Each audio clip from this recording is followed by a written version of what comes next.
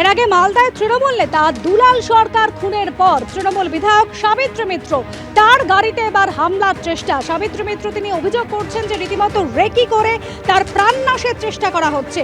আর ফের উঠছে এক্ষেত্রে বড় মাথার তত্ত্ব। একজনকে আটক করে ইতিমধ্যে জিজ্ঞাসাবাদ করেছে পুলিশ। ক্যান্সারে নেই আর ভয়, NCRI হবে এর জয়। আপনাদের ভরসা নেতাজি সুভাষচন্দ্র বোস ক্যান্সার হসপিটাল। গাড়িতে ধাক্কা মারার চেষ্টা হয়েছে, অভিযোগ করছেন মানিক চকের তৃণমূল বিধায়ক। সন্দেহজনক গাড়িটি ফের ঘুরে এসে ধাওয়া করে, অভিযোগ জানাচ্ছেন বিধায়ক। আতঙ্কিত তৃণমূল বিধায়ক এরপর ইংরেজ বাজারে গাড়ি থামিয়ে পুলিশকে ফোন করে। কে বা কারা, কি উদ্দেশ্যে এই ঘটনা ঘটালো তা খতিয়ে দেখছে মানিক চক এবং ইংরেজ বাজার থানার পুলিশ।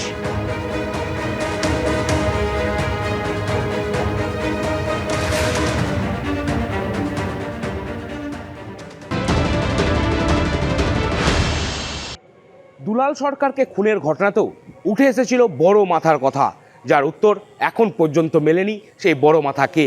সাবিত্রী মিত্রও বড় মাথার দিকে ইঙ্গিত করলেন, কিন্তু এই বড় মাথাকে সে নিয়ে প্রশ্ন উঠছে আবারও।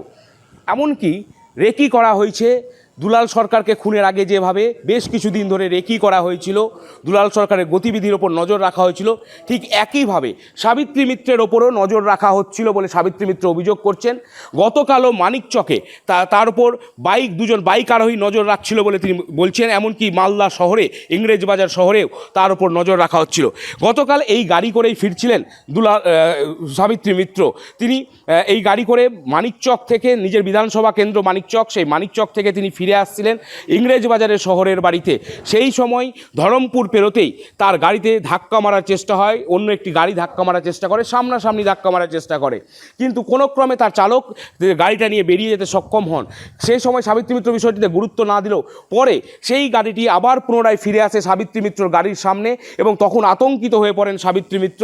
এবং এরপর মানিকচক থানা, ইংরেজ বাজার থানার সাথে যোগাযোগ করেন তিনি। এবং যা এখনও পর্যন্ত পুলিশ সূত্রে জানা যাচ্ছে যে একজনকে ইতিমধ্যেই পুলিশ আটক করেছে, জিজ্ঞাসাবাদ করা হচ্ছে। ঠিক কী কারণে সাবিত্রী মিত্রর গাড়িতে হামলা হলো সেই বিষয়টি এখনও পরিষ্কার নয়, তবে যথেষ্টই আতঙ্কিত সাবিত্রী মিত্র, এবং তিনি সরাসরি বলছেন যে এর পেছনে বড় মাথা রয়েছে এবং তার গতিবিধির উপরেও নজর রাখা হচ্ছিল। করুণাময় সিংহ, এবিপি আনন্দ, মালদা। 2-3 দিন থেকে হচ্ছে, এটা 3-4 দিন থেকে হচ্ছে, 3-4 দিন থেকে হচ্ছে। সব বহিরাগত, আমাদের এখানকার লোক না ওরা, মানে মালদার লোককে আমি চেহারা দেখে বলে দিতে পারি কোনটা মালদার লোক, কিন্তু না। তাহলে আপনাকে খুনের ষড়যন্ত্র আগে থেকেই করা হচ্ছিল? কেন হচ্ছিল আমি জানি না, যাদের স্বার্থে ঘা লাগছে তারা হয়তো করতে পারে। তবে একটা জিনিসই জানে, ভগবান যাকে বাঁচায় তাকে মানুষ মারতে পারে না। এখানে কিন্তু অন্য বড় মাথা আছে।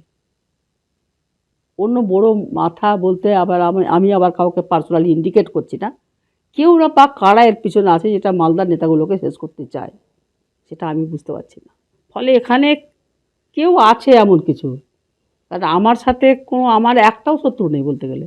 রাজনৈতিক শত্রু কেউ হতে পারে, কিন্তু এমনি কোনো শত্রু নেই। আর আমাকে মেরে ফেলার মতো আমি কাউরি কোনো দিন ক্ষতি করি না, আমি সবার কাজ করি। এসব পুলিশ খুব সক্রিয় আছে, পুলিশ এটা তদন্ত শুরু করে দিয়েছে।